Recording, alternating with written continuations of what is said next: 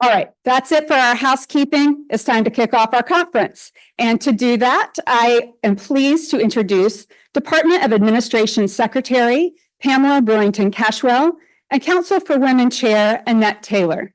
Secretary Cashwell has more than 25 years serving in leadership positions in state and federal government agencies, including the North Carolina Department of Public Safety, the State Ethics Commission, and the U.S. Department of Justice. Governor Cooper appointed her as the Secretary of Administration in 2021, and she has the distinction of being the first American Indian woman in North Carolina history to head a cabinet department.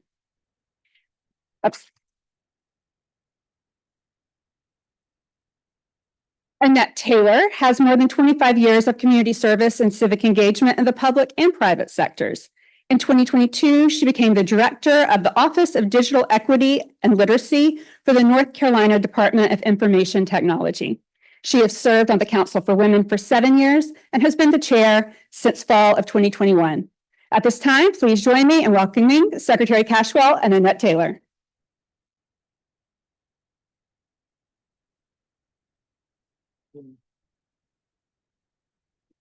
Good morning. This is one of the most beautiful sights I've seen in a really long time. A room full of what will be over 700 women from North Carolina. That is awesome.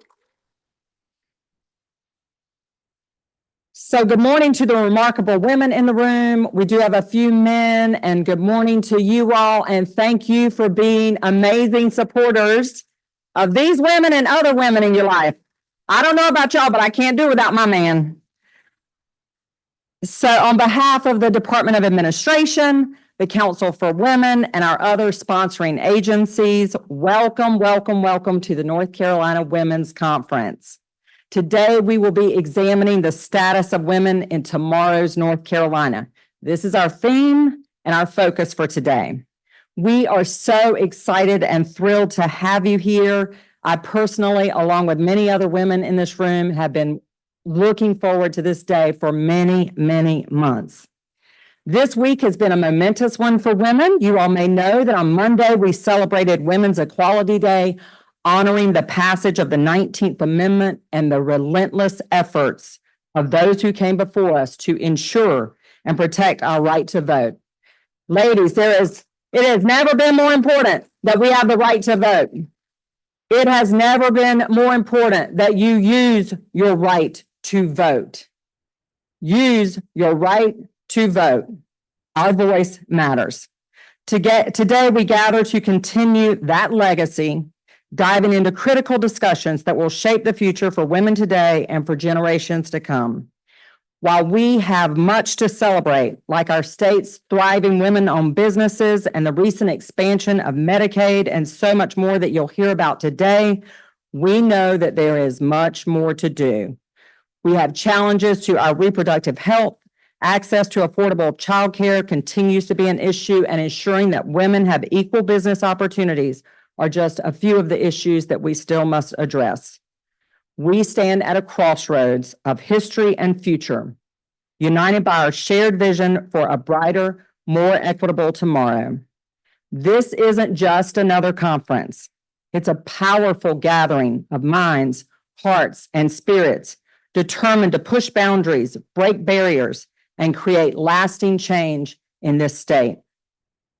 So while we're here to celebrate those many accomplishments of the last 8 years in support of women and families, we're also here to discuss more issues and ignite action, spark a revolution of empowerment across our state. We are incredibly fortunate to have 50 phenomenal, impressive leaders from diverse sectors who will serve as speakers today.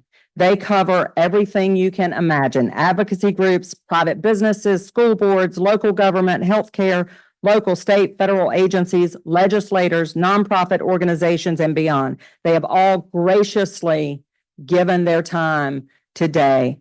And to our esteemed speakers, thank you, thank you, thank you for being with us and for donating your time today to advance the status of women in North Carolina. We're deeply, deeply grateful to you. I also want to take a moment to recognize the team who made this conference possible. First, my heartfelt thanks go to the Department of Administration's Council for Women and Youth Involvement Division staff, led by Danielle Carmen. They are amazing. And the Council for Women, one of the boards under the Department of Administration, led by Annette Taylor and Lyric Thompson, an amazing group of women. All of these ladies have spent countless hours, literally meeting weekly for months to ensure that every detail of this event has been covered. So I know you just clapped, but please join me again in thanking them.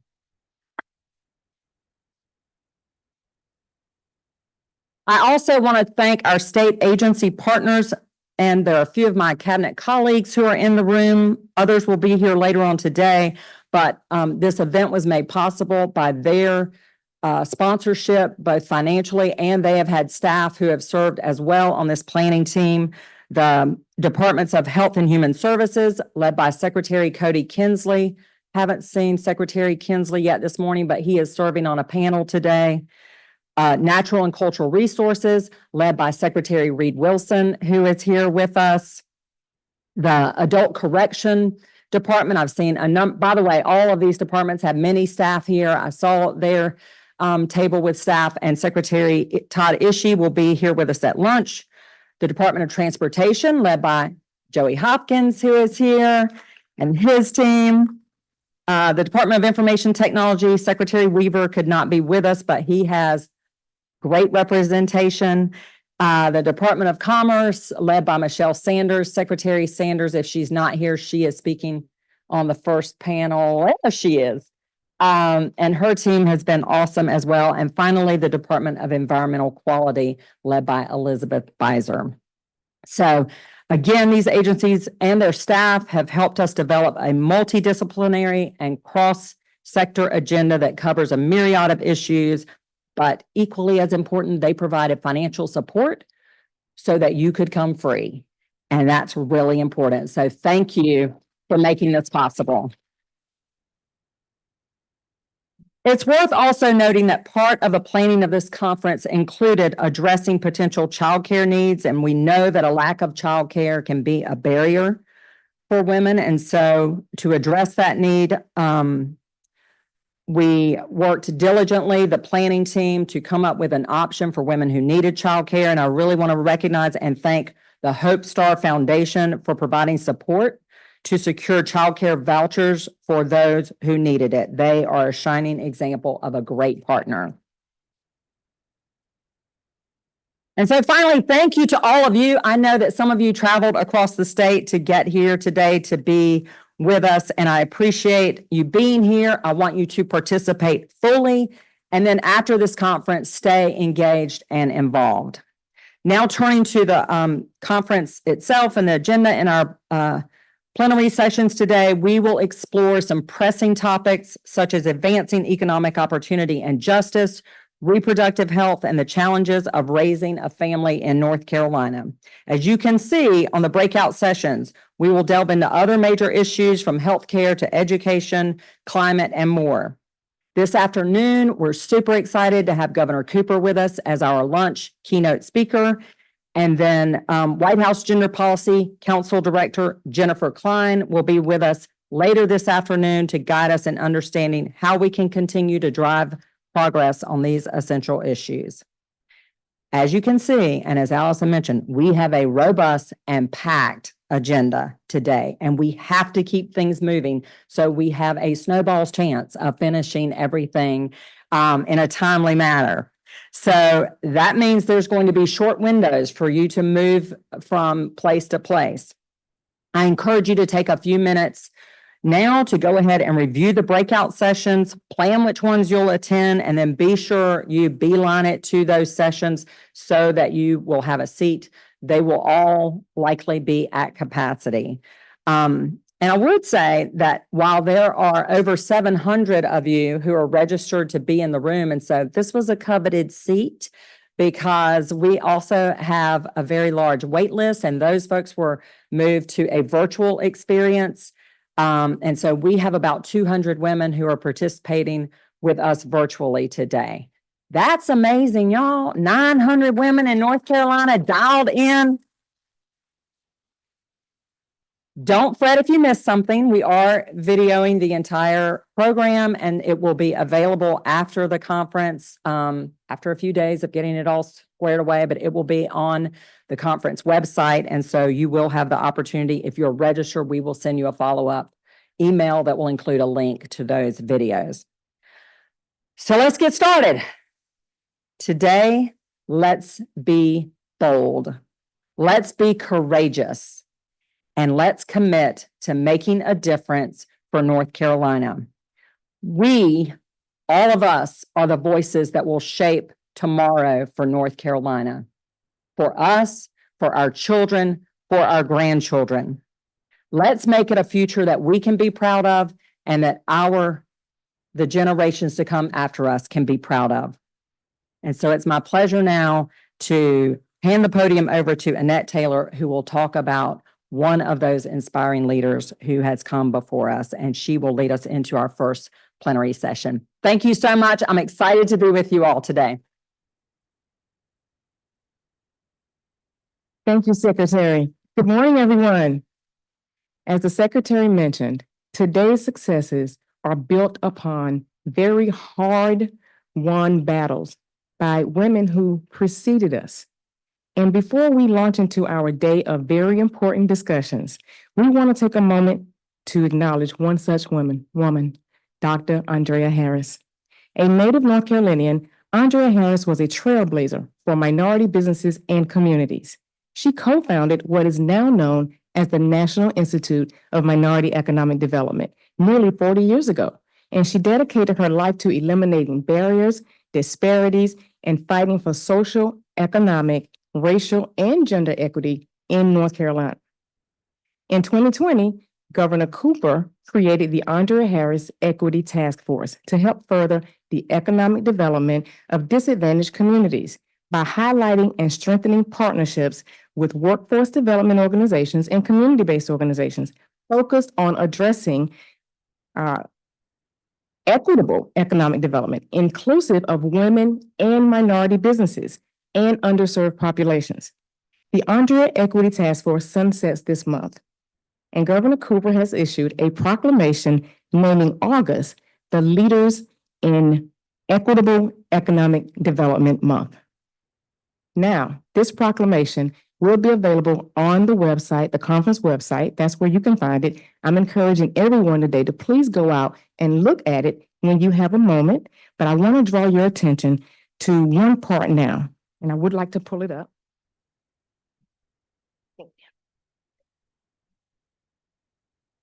And this is it. Just love these things. I won't take the time to read the whole thing, but I do want to bring your attention to one part of it. Whereas trailblazers like the late Andrea Harris, one of the youngest community agency directors in the nation, have uplifted North Carolina communities, helping to fight poverty and increase equitable economic development across rural North Carolina communities. So members and liaisons of the task force have accomplished so much, and our work will continue. If you've served on the Andrea Harris Task Force or been a liaison, please stand or wave your hand so that we may show our appreciation.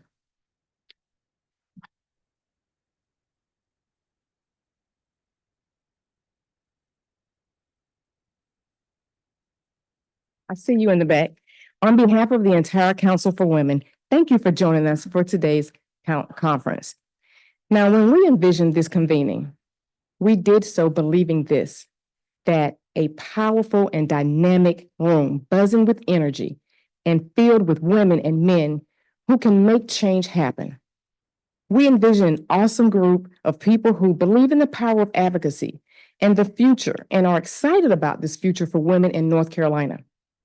You're the teachers, you're the healthcare professionals, you're government leaders, you're entrepreneurs, policymakers, protesters, advocates, community activists, and you're even the neighborhood watch.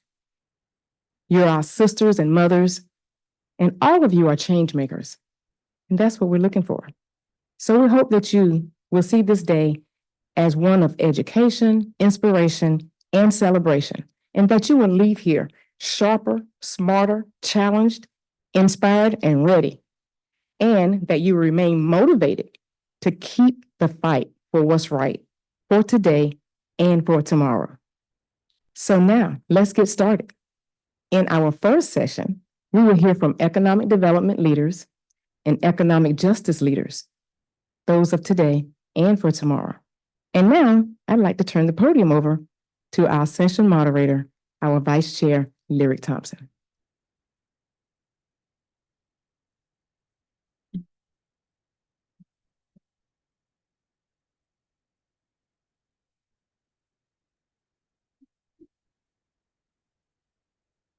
Good morning. I'm just noting that I don't see mics. So while I start this off, maybe that'll be the call for panel mics. But we do have waters, so we're missing closer. Hi, I'm Lyric Thompson. I'm the council's vice chair. It's been my real pleasure to serve with Annette and with fellow council members over the last 6 years, I believe, 5 or 6 years. We are opening our conversation today, building very much on the legacy of Andrea Harris as we explore some themes of economic justice and opportunity in the state and what that looks like for women and gender diverse people in North Carolina. I'd like to invite my panelists to come on up and take the stage while I introduce the session and while we're getting mics. Here they come.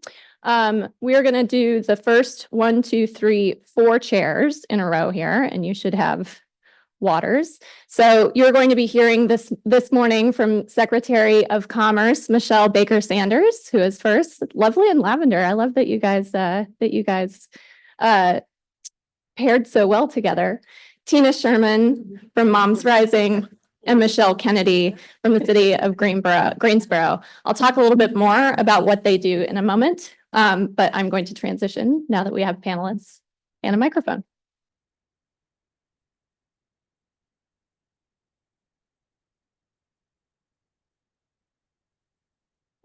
Good morning. And thank you for being here. So I want to just note for the day that one of the things that the Council for Women does in our mandate to advise the governor, the legislature, and state agencies is to advise on the status of women in North Carolina. And one of the ways that we do that is by publishing a series of status of women reports on a number of the issues that you're going to be exploring throughout the day today. There are 2 reports that I'll commend for this panel. First, our report on employment and earnings for women in the state, and second, our report on poverty and opportunity. And our goal through our reporting is to be able to look broadly at the state on how the women and gender diverse people of the state are faring on various issues, and then to use that information to advise policymakers to tailor solutions for them. If there's one thing we want you to walk away from today knowing, it's that we all have a role to play and that change is happening at the local, state, and national levels on these issues. And we're hopeful that every session has clear take actions where you can get involved, because as the secretary so eloquently said, now is the time to use your power, whether that's the power to vote, whether that's the power to shape and craft policy, whether that's the power to mobilize. So we will hear in this session and through much of the day, some of that data, as well as what different leaders in the state at various levels are doing about these issues. In terms of the overall sketch of our economic and opportunity and justice in the state, we fare well in some areas. North Carolina is 10th in the nation for women-owned businesses, but we have challenges in a number of other areas, which we'll dig into today. And those include everything from the gender pay gap, which continues to persist for women broadly. We're 38th in the nation compared to other states in regards to the gender pay gap overall. But then the status of women reports have been really helpful in giving us county by county data that reveals some of the disparities between our urban and rural areas, which I'm sure you are well aware of, as well as very importantly by race. And so in the state of North Carolina, our Asian and Pacific Islander communities are doing a little bit better. White women are doing a little bit better, but Black, Indigenous, and Latino women fare the worst. So we certainly have some work to do there. Similarly, education gaps vary tremendously by geographic area and by race and ethnicity. And here, our reporting on poverty and economic opportunity predated the good news of North Carolina's final Medicaid expansion. Hooray. Yes, let's all snap for that, which we know is one of the priorities from day one of the Cooper administration, and we're thrilled that we were able to see that happen. So we think that we will see some improvements in terms of poverty numbers for women in the state now that Medicaid expansion has happened, because not having access to health insurance was a major driver of that. But there still, we were, I think, 38th or 39th in the nation. Overall, we do assign letter grades in our reporting on how North Carolina is doing vis-a-vis other states in the nation and in the Southeast. And it's just not a good picture on these issues. C+ overall on employment over earnings, D+ overall on poverty and opportunity. So I won't bore you with the data because the stories about what these women are doing to fix these issues are much more compelling, but do want to commend those reports to you and encourage you to do some reading after the fact. We will also have a follow-up email to this session with various resources. So let's dig into it. I want Tina to start and set the scene for us in terms of some of the work that you do at Moms Rising, of how North Carolina is situated in the nation, but then also importantly in the Southeast. According to Oxfam, which is an advocacy organization that publishes a women workers index, we rank last on a number of issues. We do not have workplace protections. We do not have pregnancy protections. We do not have paid leave. These are binding constraints for women's workforce participation, and we do see that participation is falling, likely in response to those things. Moms Rising is an incredible organization and advocacy partner that has been working at the state level and in a number of areas across the nation to tackle some of these issues, and importantly, has a number of successes under their belt. So we'll get into the successes in the next round, but start by telling us a little bit about how you see North Carolina vis-a-vis our peers in the country and region. Thank you, and so glad to be here. As Lyrics started with, we've made great strides and we have so much more to go. When we look at some of the challenges that women are facing, it really comes down to policy decisions that are not being made. And I want to start with a little bit of a thank you and a celebration to the Cooper administration for the work that in the leadership of Governor Cooper and for everything that he has done to ensure that women and families are front and center in the policies that he has supported. First, by starting with offering paid leave to employees under his purview. We'll talk a little bit more. We'll talk a little bit more about that one specifically and some of the positive ramifications of that win, as well as offering paid sick days and pregnant worker accommodations and lactation accommodations. These were all things that Governor Cooper took and decided were incredibly important to working women and families, and took it under his auspices to say, we need this, and we're going to show the leadership to do this, even though down on Jones Street, that hasn't been the case so much, but Governor Cooper did do that. Also, safe days was included in that for the domestic violence situations. Where we land now is really challenging because we are faced with declining reproductive rights, both nationwide and significantly here in the state. I know we're going to dig into that later in a panel a little later, and we're really facing a childcare crisis. I want to be clear that this childcare crisis existed prior to the pandemic.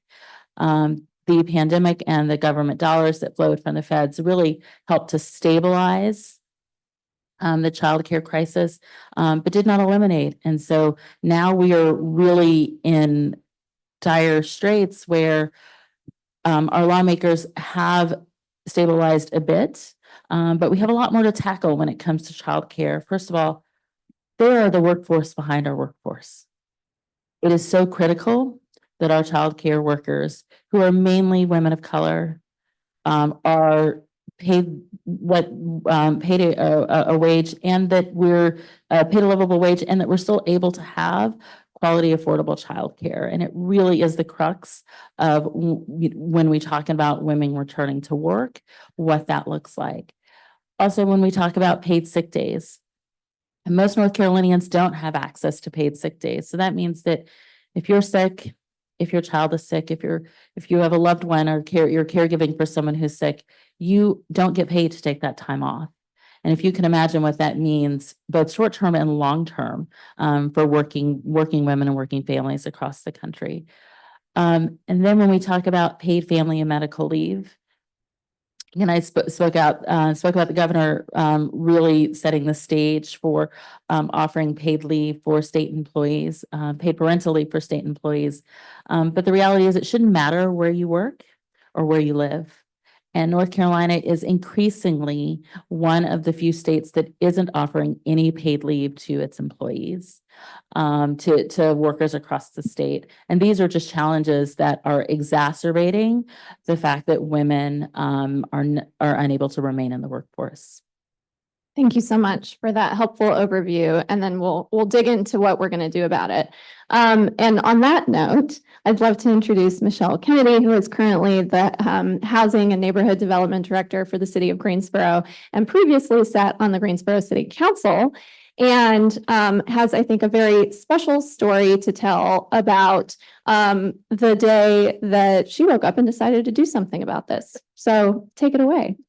Yeah, so Greensboro, proud to say that Greensboro was the first city in North Carolina to offer paid parental leave. Yeah. That was approved by our council in 2016. I came on as a council member in 2017. And so at that time, there was 6 weeks, and it was a really clear-cut process, right? It was for women who had given birth, essentially.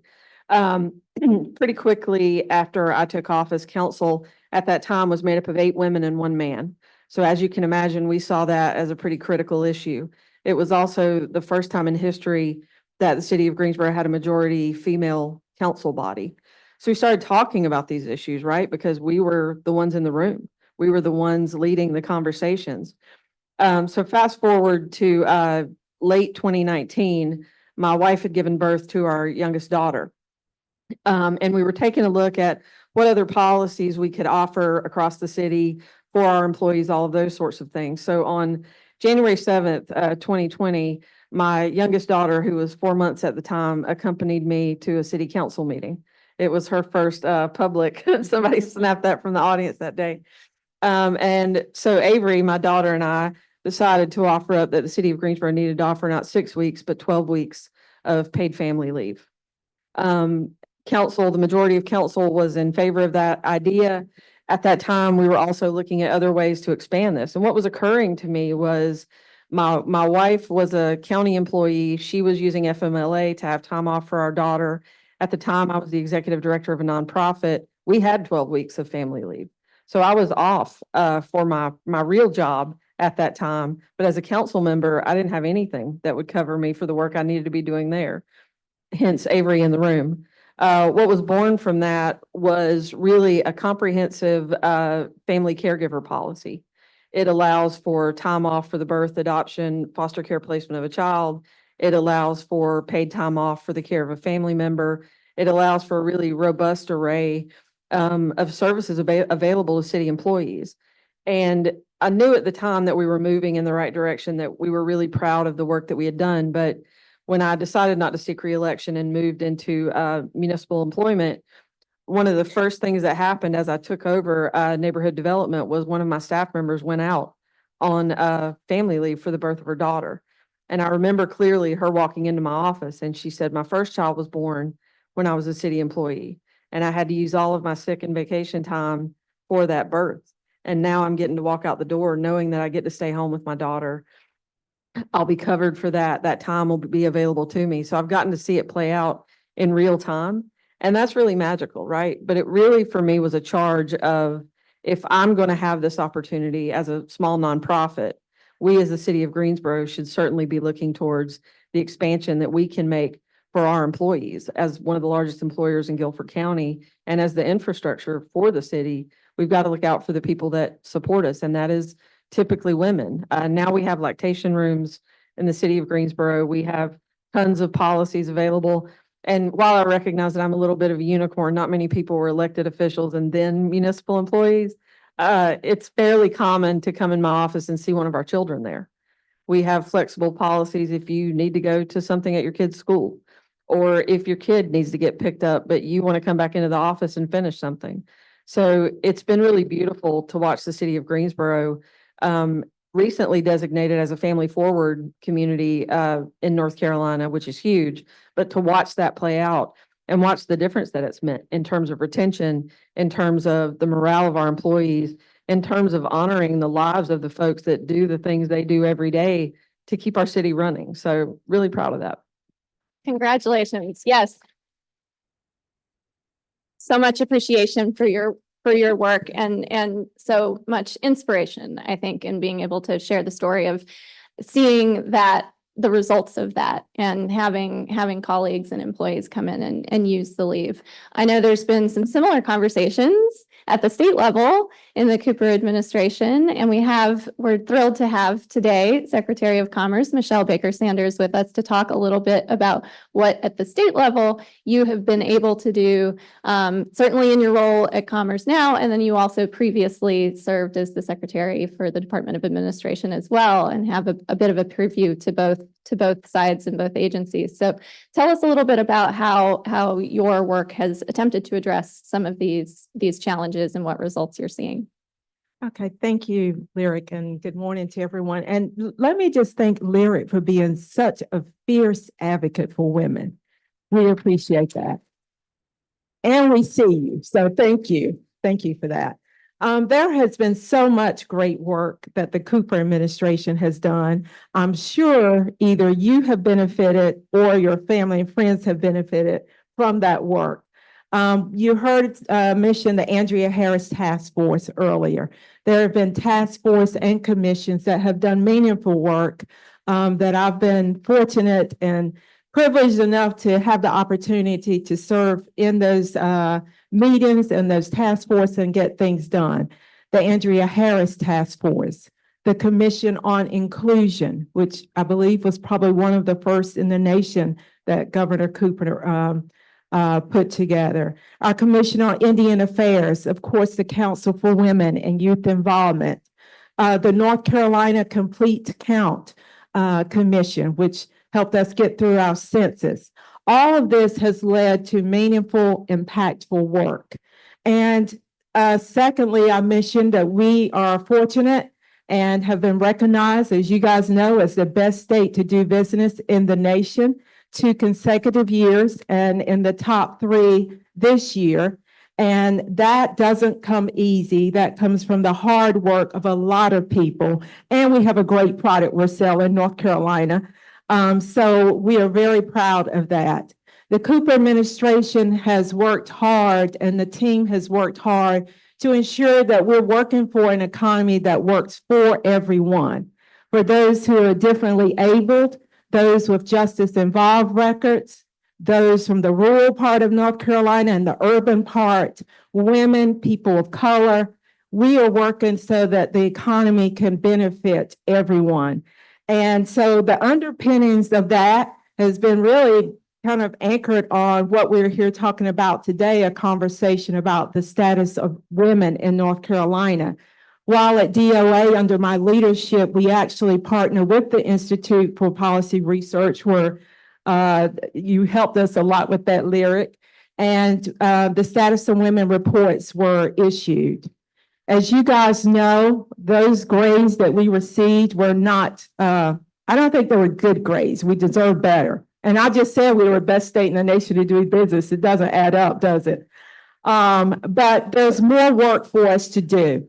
And as a result of those reports, there have been initiatives that we have put into action. One that was spurred was the Lady Cardinal Program, which was from the report on the status of women from earnings and employment, which showed that there is segregation in occupations such as STEM. And as a result of that data and information, we initiated the Lady Cardinal Program to encourage and give young high school ladies exposure to what's possible in state government, and that STEM lives everywhere, regardless of where you are.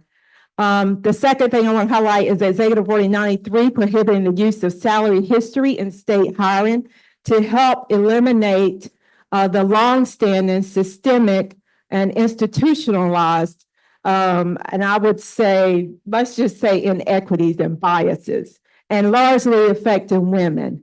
That was also a conversation that was spurred from the Status on Women report. And so today, if I'm not mistaken, that's not a part of the applications, is it? I may find out in the next term when I apply to come back. I'll find out if it's there. But we know that when that salary is out there, that's the starting place for many people and the ending place. And we're all trying to do better than we did. In 2019, at the executive order signing for Women's Equality Day, at that time, I want to get this straight and I jotted it down. 19%, women made 19% less than men on average, indicating that working women wouldn't see equal pay until what year, ladies? 2060. Now, I don't know where you'll be. I kind of think I know where I'll be. Hope or not. But 2060 is way too long. It is way too long. So we indeed have more work to do, but work has been done in this administration to move us a little closer, and hopefully it won't be 2060.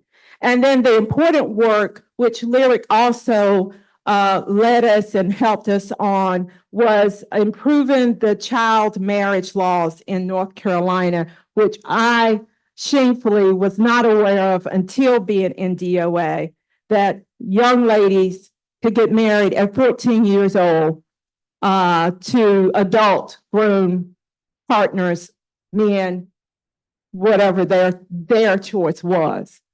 And so that was a lack of protection for our children. And so with legislation, minors still can get married, but that age increased 2 years to 16. And we'd like to see that increase even more with legislation. But thank you all for helping to advocate for those things. So North Carolina is a better place today than it was prior to Governor Cooper's administration. There's more work to do. And it's also better due to all the efforts that we all have made together and everybody else across the state. But then again, there is more work for us to do. So those are some of the things that I'm most proud of. I could go on forever, but we do have a timer going, so.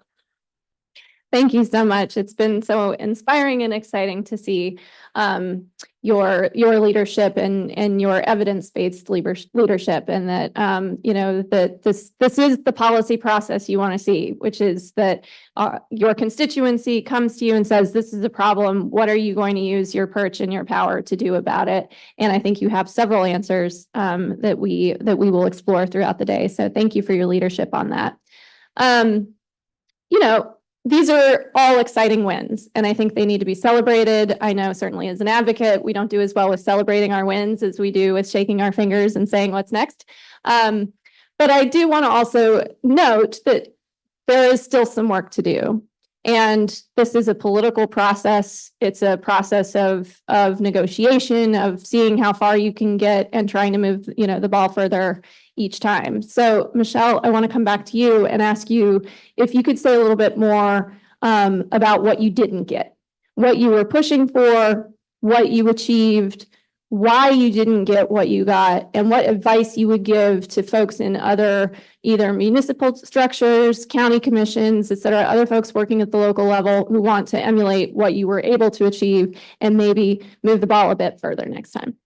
Yeah, I mean, the thing we didn't get right off the bat was a straight 12 weeks of paid parental leave. Obviously, when you start talking about changes like that in an organization that has 3,000 plus employees, there are financial considerations, there are all of those things that come into play. And I'll point out too, that that's when Tina Sherman and I met, was in this fight. And so grateful for that. But I think the biggest thing that we didn't get probably was situational. I said that it was January 7th, 2020, when we sat in that meeting and we all talked about these things. And something surprised us just shortly after that, as COVID became the reality. So it changed everything. Hard to know if that hadn't happened. In my opinion, if that hadn't happened, this would have been instituted likely that year for the next budget year. The reality though was everything we knew was upended. The one thing I will say is that the presence of women and the voices of women to your elected officials is powerful. We represent one of the largest voting blocks, right, in the state of North Carolina and at the local level. So when we speak, our voices are heard. And that was really critical in that. Having women share their stories, having women talk about the importance of this, and men talking about this as well. But so I think advocacy from local organizations, from local businesses that are already doing these kinds of things. And that was really one of the things that I held up. You know, I'm running a mid-sized nonprofit. If we're able to make this work, then we're looking at you as our municipal leadership to surely be able to make this work. So holding up success stories that exist in your community, holding up the reasons and the values of this, stories of impact, all of those things are real, right? Like, I think that I believe really strongly that when we humanize issues, that's when change comes, right? When I hear you talk about 16-year-olds being able to marry in North Carolina, I have a 16-year-old daughter. I know what that looks like. Talking about those things from the position of lived experience, I think carries tremendous power, particularly at the local level, right? And all politics is local. So keeping that in mind and really leveraging those relationships and coming to the table with it. You know, the strides that Greensboro has made, I think, have been impressive. I think we still also have a ways to go. I want to see those 12 weeks. We know that's in the best interest of babies and children and women and partners. And we're working towards it. But I really do think that COVID was the single biggest thing that derailed getting that accomplished for that next fiscal year. Thank you so much for sharing that. And just to also, and we'll come back to COVID if we have time, in a third round, because I think, you know, we did actually a special ad hoc report on COVID and the way that it exacerbated, as the governor says, the inequities in the state, and just, you know, took all the data that we had in our nice reports and just blew it out of the water. So we'll come back to that and how we're still recovering from that. But just to say, on the business side, I think that is also something we've seen, certainly in other states and at the state level, is the power of business leaders. So if you are coming here from a business community that has a better package than your local municipality, you know, speaking up about how you did that, how you resourced it, how it has increased your retention rate, and the sort of telling the story of how you made that happen. I believe it's one of the more popular benefits for state employees under the agencies covered by the executive order. So it is possible, and we need to be telling the story of how. So thank you for doing that. And I believe that there's also been some copycats. We also, I think Charlotte came after you and sort of solicited your guidance on that. And We may be the third largest city, but we're happy to take the lead. ooh, nice. That's nice. Soundbite.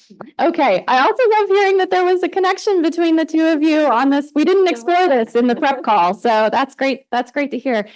Tina, let's flow right into your experience, and if you could tell us a little bit about what you would consider, since you had to start us off with kind of the sobering picture, what would you consider your biggest victory in the state of North Carolina? How do you do it? And how can folks here today get involved in emulating that kind of impact? Oh, I'm going to build right off Michelle and say, you know, Greensboro started us off, but we now have more than 20, almost 25 communities. So towns, counties and cities across North Carolina, from as big as Greensboro to as small as Laurel Park, North Carolina, who've adapted paid leave policies. And that's just a huge victory, which speaks to the momentum that's building. We have folks who never thought, I live in Apex. I believe former Mayor Pro Tem Dozier is here in the audience. She is one of the folks who championed paid leave in Apex. I had the opportunity to meet a police officer who had no idea that I had any part in that and who shared his own paid leave story, whenever him and his wife were childhood sweethearts. They never thought he never thought he would ever have the opportunity to take time off to be with his family. And then he turned around to me and said, can we talk about lactation rooms and the needs for lactation support? He never thought he'd be that champion, and yet he was, and so critical. So making those small those wins at the local level have been so huge. Then coming and the governor enacting the executive order that has also tripled across the state, really spread across the state. We now had shortly thereafter the governor did it, many state agencies then went and did it, and then the board, the governor, the UNC Board of Governors then extended it. So again, just the ripple effect across the state. And then this past year, we had SB 20. We're going to take a moment there. We're going to talk about what SB 20 included. That was a huge benefit, which was the state employees across the state were eligible. And again, this all started from small localities, and now we have state employees across the state who now have access to paid leave. Now, unfortunately, SB 20, for those who may not know, also restricted abortion access in the state. So it's really hard to talk about literally lipstick on a pig, that we had some amazing wins out of SB 20 coupled with that abortion ban. It shouldn't be that way. So huge win there, and we shouldn't have to sacrifice our rights to have what families need. Working families need access. Working families need access to paid family and medical leave for a variety of caregiving reasons, from the birth of a child to supporting their partner who might be recovering from cancer treatment, for their own illness. And we should never have had that pitted against an abortion ban. Full stop, should not have happened. And that's where we are. So we huge win, and we have a lot of work to do.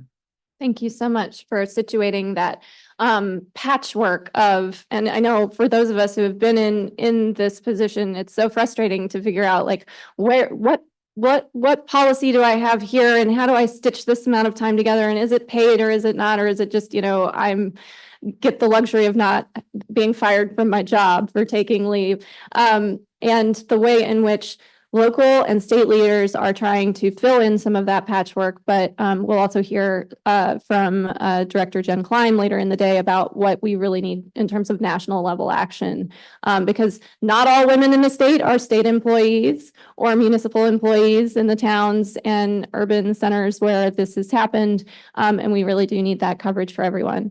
And thank you so much for helpfully situating the tensions in SB 20. We will be exploring in detail the landscape for reproductive rights in a panel on that issue later today. So stay tuned for a more in-depth discussion on those impacts.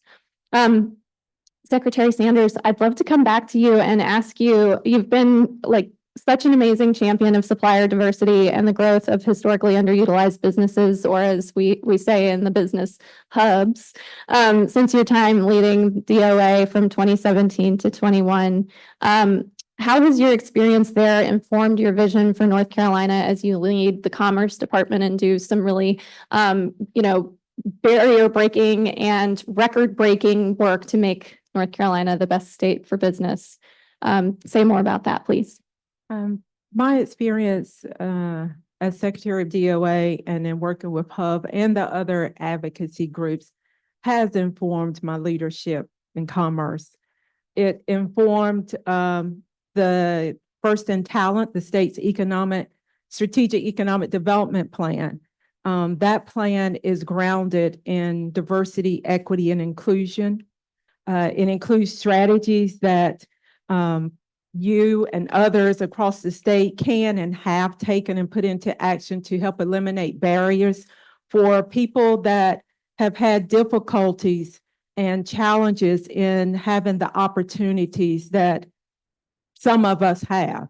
And so historically underutilized businesses, small minority women-owned businesses, and the procurement practices that open doors for opportunities for those groups of people is important, it's needed, and you can find that in the First in Talent plan. How we get work done and how we go about working with companies, not only has that experience informed the conversations with businesses located here, but we have our first business manager, I think it's technically another name, in commerce. And that person is responsible for working with businesses on strategies for childcare, sustainability, hiring and recruiting practices, as well as contracting and subcontracting as they build and expand in the facilities. That comes from data and evidence and information and things that I learned from members of the team at DOA. I think Tammy Hall is here, who is director of the Hub team, and I see Hub members here. So the insights that were shared and that I learned from those groups of people, as well as previous experience, has definitely informed my leadership. I think our previous experiences help make up who we are, how we lead, and what our values are. And for me, diversity, equity, inclusion is a core value and is essential to any thriving economy or business. And because of that, that is grounded in our First in Talent plan, which includes the small minority women-owned businesses. So that's how it has informed the work that we do. It has also informed workforce development practices, where our plan is focused on people who are able differently. I mentioned individuals with justice involved records. The neurodiversity program, which the Cooper administration has put forward across the administration and in our communities, helping people who are autistic, helping them secure jobs, where 86% of those people are either underemployed or unemployed because there's not a fit for them. And we have to be more open to shaping our environments and making it so that we can eliminate barriers to engage those people. We all know that labor force and the labor supply is a big challenge for the world, and it's a challenge for North Carolina. We have created over 55,000 jobs in the past few years in North Carolina. Without the people to do those jobs, we will be, believe what I don't want to say is a failure, because we got to fill the jobs. And in order to fill those jobs, it doesn't just take some people or a certain type of person. It's going to take all of us to engage, to advocate, to take the lessons and experiences that we've learned and put forward actions that can offer solutions to those problems and challenges that we've learned and been exposed to. And so the experiences have definitely informed my role at Commerce, and has really shaped and informed my leadership going forward beyond the Cooper administration. I think we all can take something with us from our day-to-day jobs that we leverage and helps us in our community, in our family life, in our relationships with neighbors and friends. And so it's not really an isolated thing. It's a thing that helps carry us forward and hopefully do even better than we've done in the past. So hopefully that addressed the question. It definitely did, and there's so many pieces I wanna pick up on there. One of which Michelle also spoke to in terms of talking about 7 out of 8 council members being women when you were able to do what you did, is the power of women in leadership and what we bring through our lived experience to our priorities, to our policymaking, and to our impact and results. So that is something I know we are going to celebrate throughout the course of the conversations today. Another piece to just kind of pull together what you've been sharing with us about your approach with the HUB program and the Cooper administration approach with the HUB program is, I mentioned at the top of the panel that one of the places where we are doing quite well as a state for women in the economy is that we're 10th in the nation for the number of women-owned businesses. The sub-bullet there that's a little less exciting is that 91% of those are sole proprietorships. So it's the woman who hangs her own shingle and does some consulting, sometimes because she has a business idea that she's really excited about doing, sometimes because she has been forced out of employment in the formal sector because of all of the things that we've just discussed. So programs like the HUB program help channel resource investment, procurement, business to those women and minority-owned businesses so that they can move up the pipeline from that sole proprietorship, hiring more people, contributing to the economy. And that's the kind of change that we definitely want to see in the state and in the nation. So thank you for that. The other thing I mentioned on it, you reminded me that the majority of those women in those businesses that they're owning are Caucasian women.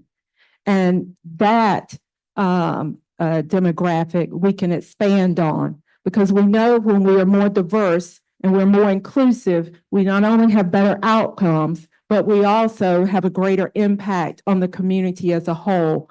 So that is an area that we need to continue to work on and be aware of, is that to open opportunities and remove barriers so that that set of women can be more diversified, as well as all the other parameters that we look for.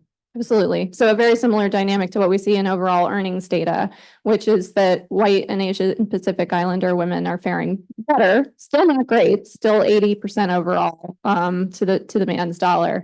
But then particularly Black, Latina, and Native women much farther down the economic ladder there. So thank you for that helpful clarifying point. And again, the power of data so that we can see where the problems are and then target our solutions effectively. Okay, we do have time for the COVID question, so I'm thrilled. Michelle, I want to go back to the last point that you ended with on the pandemic. And as I mentioned, we do have a special counsel report on how the pandemic has exacerbated a number of the issues that we've talked about today that I will note won an award from the American Association of Libraries. So do check that one out.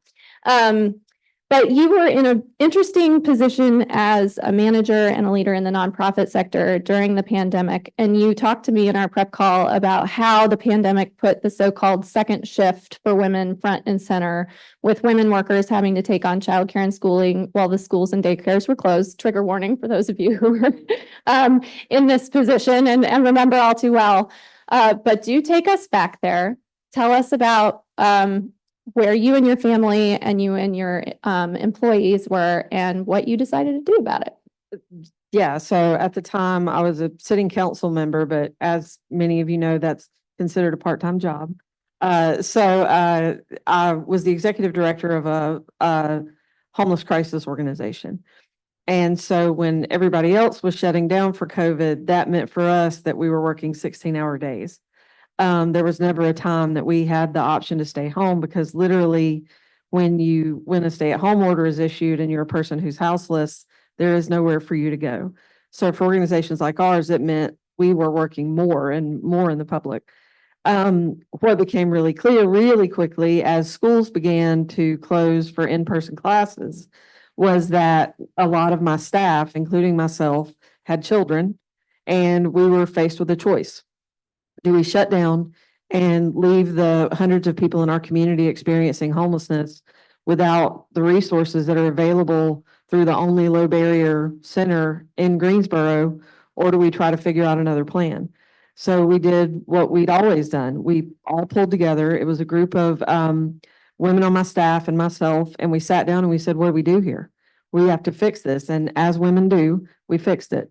We determined that leaving the folks that we served without resources was not an option, but leaving our children was not an option either. So I can remember vividly going to my board of directors and saying, we have two choices, and I feel like that means we only really have one. We can close down, or we can essentially open a, for lack of a better term, daycare center on site. So I reached out to folks who were involved with, childcare licensing and things like that to make sure we weren't doing anything overtly illegal. And so for almost an entire school year, all of our children came to work with us every day. And we hired 3 folks who were displaced after school workers who worked with our children every day. We set up a special area of our offices. So our kids went to school with all of us. The youngest one was in kindergarten. The oldest was a freshman in high school. And that meant that the women on my staff and myself were able to continue to do what we'd done. But the conversations that really came through all that were exactly what you're talking about, this whole second shift notion. I mean, we were all just expected to, well, I guess you'll have to stay home with your kids so they can do virtual learning or whatever. And we just said no.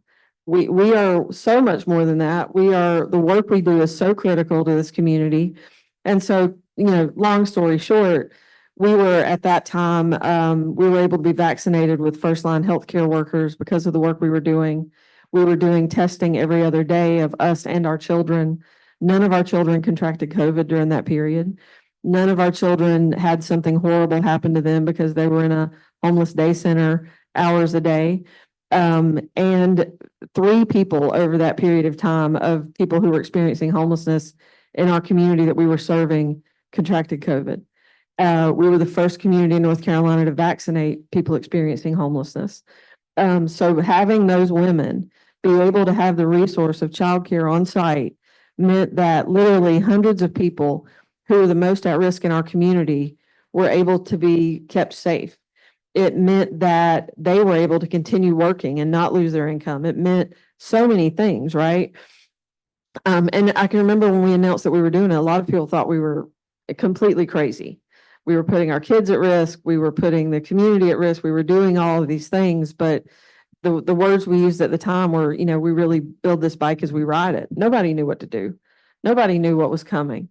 But what we knew were that we were critical for the city of Greensboro and for people most at risk in our community, and that our children were our paramount concern. And it turns out you really can do both if you say you have no other choice and we're going to do both. And so that's really what happened from that. And, 2 quick things just to point out kind of peripherally attached to that. You're talking about Medicaid expansion. That tool for women across North Carolina as a means of supporting housing. So supporting women who are, underemployed or are looking for ways to improve that will be one that's really critical for us. And then the last thing I'll point out, just because that's kind of where I spent the majority of my career, but a report came out yesterday. There are more children experiencing homelessness in the United States than the population of 28 states. So if they were a state, they would be that large. So what that means almost always is it's a woman with that child. So what was not said in that study, a lot of those kids are unaccompanied, but the vast majority of them are with a single mother. So the impacts of economic opportunity across North Carolina are really critical at this moment. We're watching those numbers explode. And without these things in place at the state level, without these things in place at the local level, the ripple effects for generations to come of, the things that are happening to women, the resources that are not available to women will be felt and will be crushing to us as those numbers continue to rise. So really grateful for the work that folks in this room are doing to tamp back against that. And I will say, if you do just kind of stand in that space and say, this is our option, this is the one we're taking. If I learned nothing else through COVID, I learned that it's really hard for someone to tell you no. To be unstoppable. Just to briefly share a similar anecdote of the we figure it out, but you know, we may get a lot of questions along the way. The process of trying to secure childcare vouchers for this conference. I'm sure our friends at HHS who have been a really, Health and Human Services, who've been really the champion on this issue, have a few gray hairs figuring out how to do that.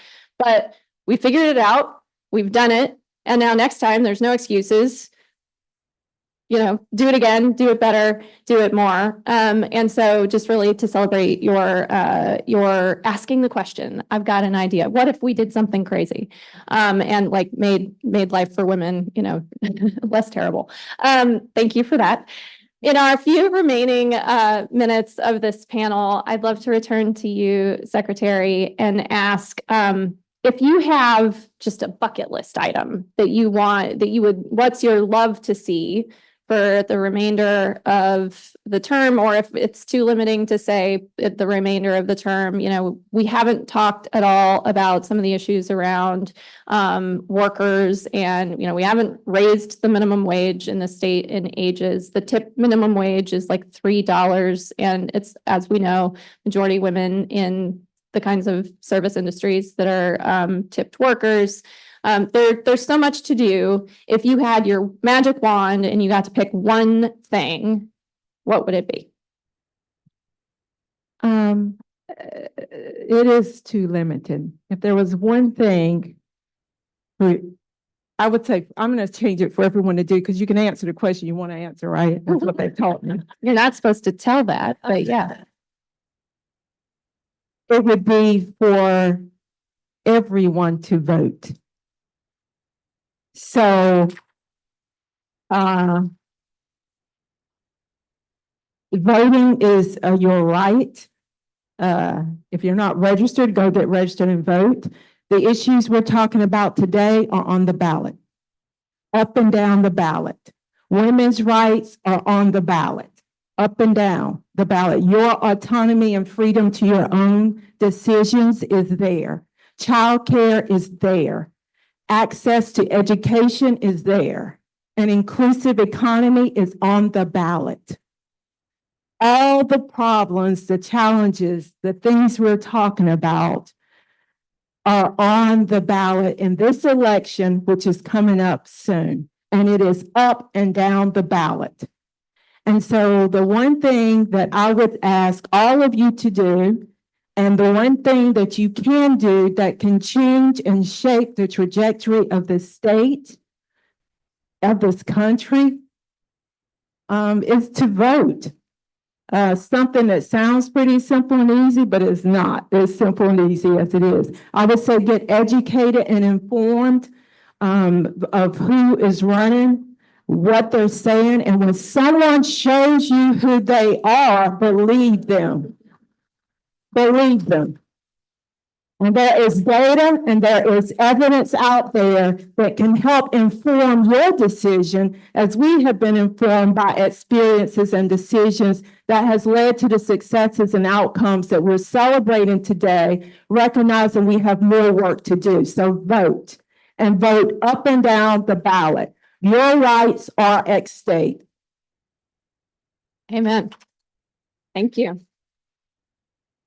I love leaving the final word with the advocate on the panel. And we were very clear in the shaping of this conference that we want everyone to leave this day knowing what they can do. They can vote. We also have a QR code on the screen for those of you. I want to see phones out. Thank you. With some take actions that you're going to tell us about as you close this out. Over to you, Yes. Tina, for the last word. Thank you. So after you vote, which you're all going to go do, and you're all going to make a plan to vote, then we have work to do, because we need to have pro-women, pro-workers, pro-life, true pro-life, pro-family lawmakers and policies coming from those lawmakers and decision makers. So what does that mean? We need all of your support. So please, there's work to be done after you vote. in November. The legislature here in the state will be back. Childcare is on, not only is it on that ballot that you're voting in November, it will be on the docket for discussion. Your vote and your involvement when they come back is critical. I know we're going to be talking about reproductive rights. That is critical. Paid family leave and paid sick days and pro-family policies, incredibly important. These are all on the ballot. These are all coming before our state lawmakers, all coming at the national level. Please take a moment, use your phone, sign that QR code to learn more about what is happening literally after the election. Thank you. Thank you for that. Yes, are you turning that off or did you want to have one last word? I'll turn it off. We have 1 minute remaining, which I was going to take, but I would yield the floor for you, Secretary.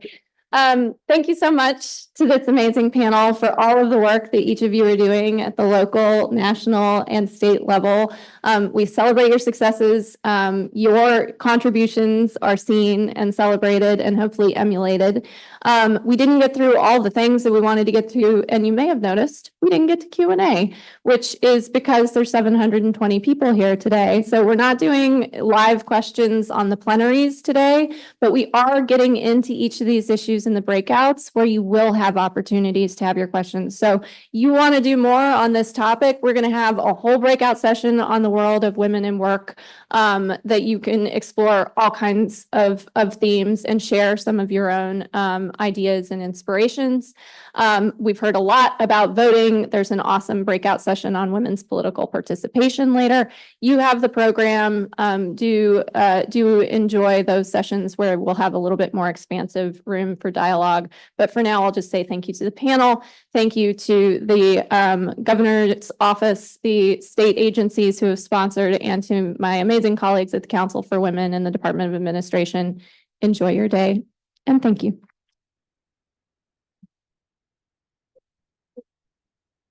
Thank you, Rick, and to our wonderful panelists. We will now take a short break. We'll begin breakout sessions at 10:30. So please make sure you're in your desired breakout session at that time. We do have 3 breakout sessions. If your preferred session is full, please go to the room for your second choice. We ask that you be seated in the breakout sessions as quickly as possible, and we'll see you back here for lunch shortly. Thank you.